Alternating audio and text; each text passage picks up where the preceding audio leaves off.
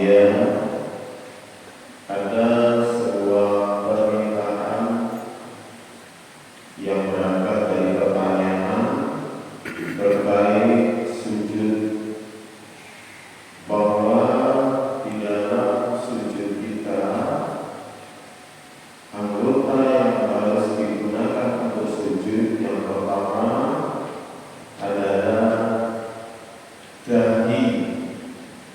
Batuk itu harus terbebas dari penghalang, apakah itu kopiah ataukah mukena ataukah iket atau segala hal yang menghalang nempelnya dari kita di tempat sujud. Kalau khusus untuk laki-laki, misalnya ada sehelai rambut, 2 helai, itu masih dimaafkan karena sebagian besar darinya ini sudah nempel dan ditekan. Akan tetapi sebaiknya memang benar-benar dibebaskan dari apapun. Nah, khusus untuk perempuan, karena rambut itu adalah bagian dari aurat, maka benar-benar harus disimpan, harus disembunyikan agar auratnya tidak tampak. Begitu juga bagian dagu perempuan itu adalah aurat, sehingga ketika sholat dagunya harus tertutup.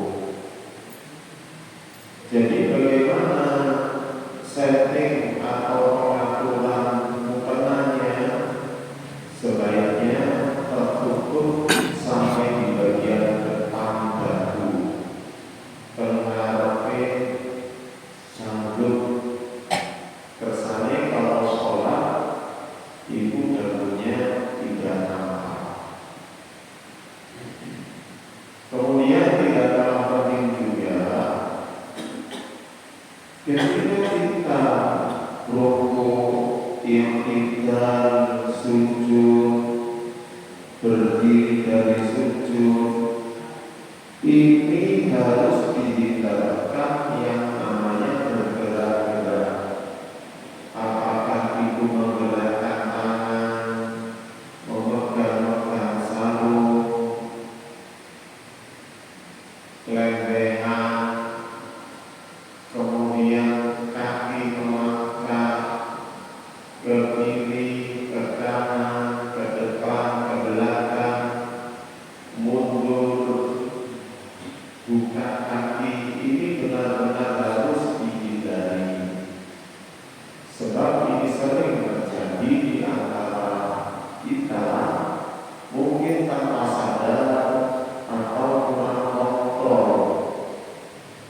Hal ini apabila terjadi lebih dari 2 gerakan yang bersamaan, apakah itu tangan dengan tangan, kaki dengan kaki, tangan dengan kaki, atau berurut-urutan, ini bisa membatalkan sholat. Moga kita di dalam sholat benar-benar bisa mengontrol diri. Apalagi ketika berdiri, ini kaki bergerak-gerak, ini berbahaya. Kemudian kalau apakah merusak apa, ini berbahaya, bisa membatalkan sholat. Begitupun